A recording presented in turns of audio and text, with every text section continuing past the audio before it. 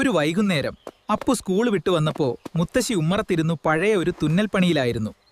അപ്പു മുത്തശ്ശിയുടെ അടുത്തേക്ക് ഓടിച്ചെന്നു. മുത്തശ്ശി, ഇന്ന് സ്കൂളിൽ ഒരു മാജിക് ഷോ ഉണ്ടായിരുന്നു. അതെയോ? എന്നിട്ട് നീ എന്തൊക്കെ കണ്ടു? അദ്ദേഹം ഒരു തൊപ്പിയിൽ നിന്ന് മുയലിനെ എടുത്തു, പിന്നെ ഒരു തൂവാലയെ പൂവാക്കി മാറ്റി.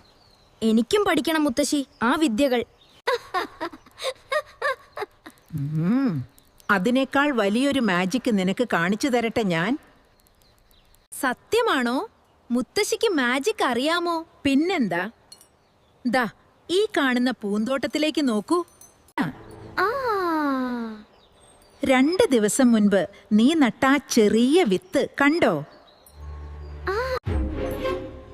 അതിപ്പോൾ മണ്ണിൽ നിന്ന് പച്ചിലകളുമായി പുറത്തേക്ക് വന്നിരിക്കുന്നു.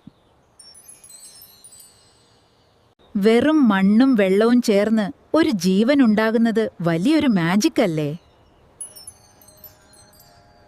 അത് ശരിയാണല്ലോ മുത്തശ്ശി. ഇതിന് വലിയ തൊപ്പിയോ മന്ത്രവടിയോ ഒന്നും വേണ്ടല്ലോ. പ്രകൃതിയുടെ ഓരോ മാറ്റവും ഓരോ മാജിക്കാണ് മോനെ. നമ്മളത് ശ്രദ്ധയോടെ നോക്കണമെന്ന് മാത്രം. എങ്കിൽ ഇനി മുതൽ ഞാനും ഒരു മാന്ത്രികനാകും. ഈ ചെടികളെ വളർത്തുന്ന വലിയൊരു മാന്ത്രികൻ. എല്ലാവർക്കും ഞങ്ങളുടെ കഥ ഇഷ്ടപ്പെട്ടോ? ഇഷ്ടപ്പെട്ടെങ്കിൽ ഒരു ലൈക്കും കമന്റും ഷെയറും ചെയ്യണേ. സബ്സ്ക്രൈബ് ബട്ടൺ കൂടി ഒന്ന് അമർത്തിക്കോ.